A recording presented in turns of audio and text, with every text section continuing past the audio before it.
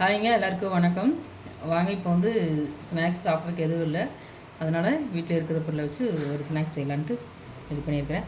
இது வந்து அரிசி, சாப்பாட்டு அரிசி தான் 5060ன்னு சொல்லுவாங்க. அந்த அரிசி எடுத்துருக்க ஒரு டம்ளர். இது இட்லிக்கு தோசைக்கெல்லாம் இந்த அரிசி தான் நான் ஊற வைப்பாங்க. இட்லி அரிசி தனியாக வாங்க மாட்டேன்.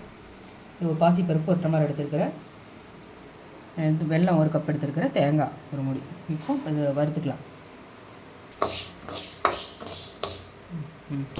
வறுத்துக்கலாம். வறுத்து கொட்டிட்டு நீ அரிசி வறுத்துக்கலாம். இப்போ அரிசி வறுத்துட்டு இதில் கொட்டிக்கலாம். இங்கிருந்து கட்டி இங்கே ஆற வச்சு அரைச்சிட்டேன். அரிசியும் சிறுபருப்பையும் அரைச்சிட்டேன். தேங்காய் வந்து வறுத்து கொட்டி இருக்கிறேன். காய்ச்சிக்கலாம்.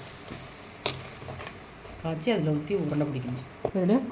இதில் வந்து கொஞ்சம் நெய் போட்டுக்கலாம். நெய் போட்டால் நல்லா பதமாக இருக்குது உருண்டை. இங்கே வந்து வெல்லத்தை காய்ச்சிட்டோம். இப்போ பாவு ஊற்றி கிளறிக்கலாம். இப்போ பாவு காய்ச்சி ஊற்றி உருண்டை பிடிச்சிட்டு இருக்கிறேங்க. என் மருமக வந்து உருண்டை பிடிச்சிட்டு இருக்கிறா. உருண்டை சூப்பராக வருது. இப்போ சூப்பரான அரிசி மாவு பாசிப்பருப்பும் போட்டு செஞ்சால் கெட்டி உருண்டை சூப்பரான ரெடி ஆயிடுச்சுங்க.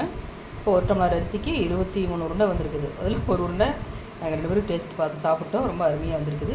நீங்களும் இந்த மாதிரி செஞ்சு பார்த்துட்டு எப்படி இருக்குதுன்னு சொல்லுங்கள். எங்கள் வீடியோ பிடிச்சா லைக் பண்ணுங்கள், சப்ஸ்கிரைப் பண்ணுங்கள். தேங்க்ஸ் ஃபார் வாட்சிங்.